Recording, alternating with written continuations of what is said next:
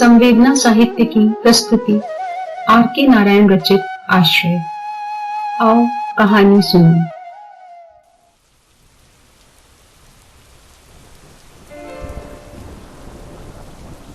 अचानक बरसात शुरू हो गई।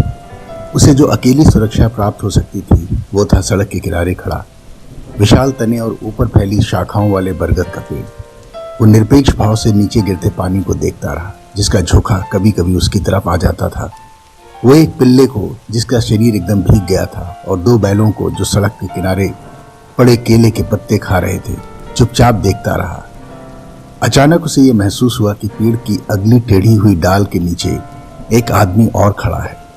फूलों की हल्की सी सुगंध उसकी तरफ आई तो वो अपनी उत्सुकता को दबा नहीं सका और धीरे धीरे उधर सरक कर जहां वो खड़ी थी एकदम उसी के सामने जा खड़ा हुआ। उसकी पहली प्रतिक्रिया ओह करने की हुई, पर वो ये ना कर सका और चौंक गया। स्त्री उसे देखकर घबरा गई और चीखने चिल्लाने को हो उठी।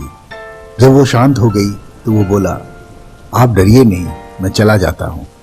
लंबी जुदाई के बाद अपनी पत्नी से मिलने पर यह प्रतिक्रिया मूर्खता की थी।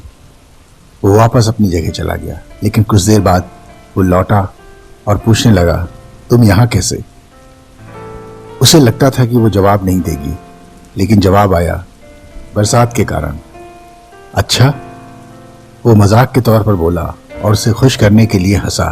फिर बोला, मैं भी इसी कारण यहां आया, और जवाब की मूर्खता महसूस की। स्त्री चुप रही। मौसम की बात जब चाहे की जा सकती है, इसी का सहारा लेकर वो आगे बोला, अचानक होने लगी ये बारिश। स्त्री ने उसकी उपेक्षा की और दूसरी तरफ देखने लगी। उसने विषय को आगे घसीटने की कोशिश की। कहा, अगर मुझे जरा भी अंदेशा होता तो मैं या तो घर में ही रहता या छाता लेकर निकलता। उसके इस वक्तव्य पर भी ध्यान नहीं दिया। ये लगा जैसे एकदम बहरी हो।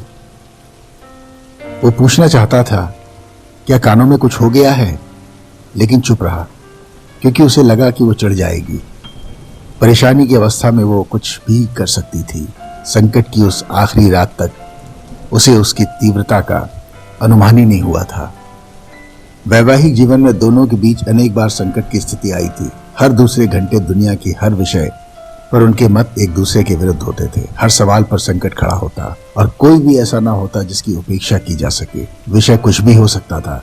रेडियो सिलोन सुने या ऑल इंडिया रेडियो, अंग्रेजी फिल्म देखी जाए या तमिल, चमेली की खुशबू बहुत तेज होती है या नहीं गुलाब की बहुत अच्छी होती है, वगैरह वगैरह। किसी विषय पर बहस हो सकती थी और तनाव पैदा होता, जिससे दोनों के बीच कई दिन तक बातचीत बंद हो जाती और फिर समझौता होता तथा गाढ़ी दोस्ती हो जाती। दोस्ती के ऐसे ही दिनों में एक बार दोनों ने एक लंबा चौड़ा समझौता पत्र भी तैयार किया, जिसके अनेक अनुबंध थे और पूजा के कमरे में देवताओं के सामने जिस पर हस्ताक्षर किए गए और निश्चय किया गया कि इसका कभी उल्लंघन नहीं किया जाएगा। और अब उनकी लड़ाइयां हमेशा के लिए समाप्त हो गई, लेकिन बहुत जल्दी इसका पहला वचन कि अब हम कभी नहीं लड़ेंगे 24 घंटे बाद ही तोड़ दिया गया। और इसके बाद ये सब अनुबंध, जिनमें घरेलू मतभेद के सब मुद्दे जैसे रोजमर्रा के खर्चे, खाना अच्छा बनाया नहीं, बजट की बहस, ससुराल की चर्चा, जिसके सब पहलुओं पर विस्तार से निर्णय लिए गए थे, आदि आदि विषयों का कोई महत्व नहीं रहा। अब बरसात में भीगते हुए उसे खुशी हुई कि वो घिर गई है। कुछ दिन पहले जो अब लंबा अरसा महसूस होता था, उस रात जब उसने उसके बाहर जाने के बाद घर का दरवाजा बंद कर लिया था, उसे उसकी खबर नहीं मिली थी। दोनों में हमेशा की तरह खाने पर बहस हुई थी। उसने इस पर घर छोड़ने की धमकी दी थी, जिसके जवाब में उसने कहा था, तो फिर जाओ, ये कहकर दरवाजा खोल दिया था और रात में वो चली गई थी। इसके बाद उसने कई दिन तक दरवाजे की कुंडी नहीं लगाई और आशा करता रहा कि शायद वो वापस लौट आए, लेकिन वो नहीं आई। अब उसने हिम्मत करके कहा, तुमसे मिलने की उम्मीद नहीं थी, और उसने जवाब दिया, तुम सोचते हो कि मैं जाकर डूब मरूंगी? वो बोला, डर तो लगा था, हाँ। तुमने अगल बगल के कुएं और तालाबों में तलाश की होगी या नदी में? उसने जोड़ा, नहीं की। अगर तुम ये करते तो मुझे ताज्जुब होता। वो बोला, लेकिन तुम डूबने तो गई नहीं। फिर कैसे सोचती हो कि मैं तुम्हें ढूंढता? यह सुनकर उसने जमीन पर पैर पटका और बोली, साफ है कि तुम्हारे दिल नहीं है, तुम एकदम तर्कहीन हो। वो बोला, हे भगवान, तुमने मेरा चरित्र पढ़ना शुरू कर दिया। ये तो मेरा दुर्भाग्य है। इस वक्त अचानक बारिश होने लगी और मुझे यहां आना पड़ा। नहीं, बारिश अच्छी है जिसने हमें फिर से मिला दिया। क्या अब मैं पूछ सकता हूं कि इतने दिनों तुम कहां और क्या करती रही? जवाब देना जरूरी है क्या? उसे उसकी आवाज में चिंता की एक लहर महसूस हुई जिससे वो खुश हुआ। क्या उसे वापस आने को तैयार किया जा सकता है? ये वाक्य पूरा बनाकर उसका जबान पर उतर आया, लेकिन उसने उसे रोक लिया और वापस कर दिया। सिर्फ ये पूछा, तुम्हें कभी मेरी चिंता नहीं हुई? तुम ये जानना नहीं चाहती थी कि इतने महीनों में मैं क्या करता रहा? उसने जवाब नहीं दिया, सिर्फ ऊपर से नीचे गिरता पानी देखती रही। हवा की दिशा अचानक बदल गई और पानी का एक फुहार उसके चेहरे पर आ गिरा। दूसरे को बहाना मिल गया कि रुमाल निकालकर उसकी तरफ लपका। वो छिटक कर अलग होने लगी और चीखी, मेरी चिंता मत करो, बहुत भीग गई हो। पेड़ की एक डाल भी हिली और उसका पानी भी उस पर गिरा। वो उंगली से इशारा करके कहने लगा, बेकार भीग रही हो, जरा इस तरफ खिसक आओ। तुम चाहो तो मैं तुम्हारी जगह खड़ा हो जाता हूं।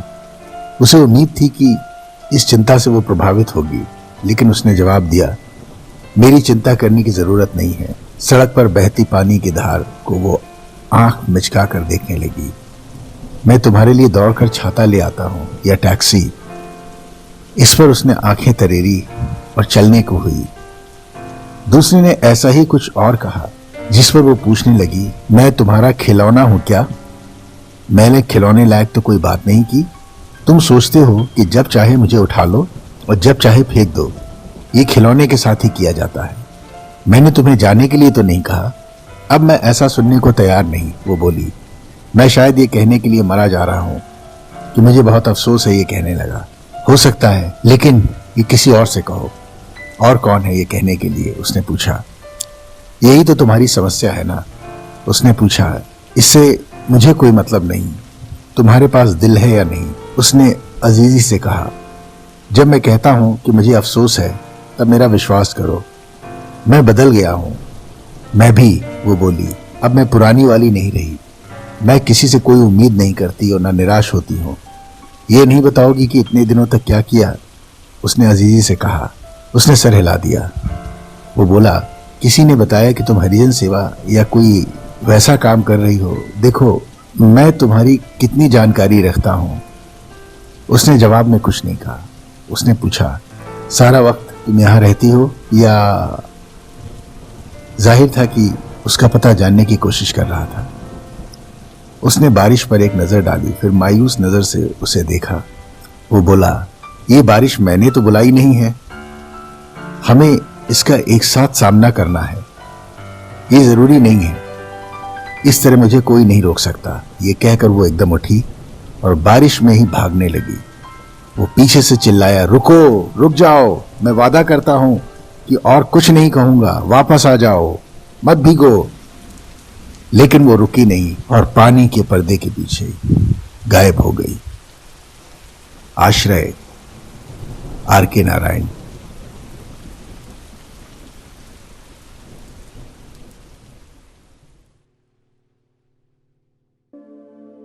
आशा है आपको यह कहानी पसंद आई होगी। इसे अपने मित्रों के साथ शेयर करें, हमारे चैनल को लाइक करें और सब्सक्राइब करें। धन्यवाद।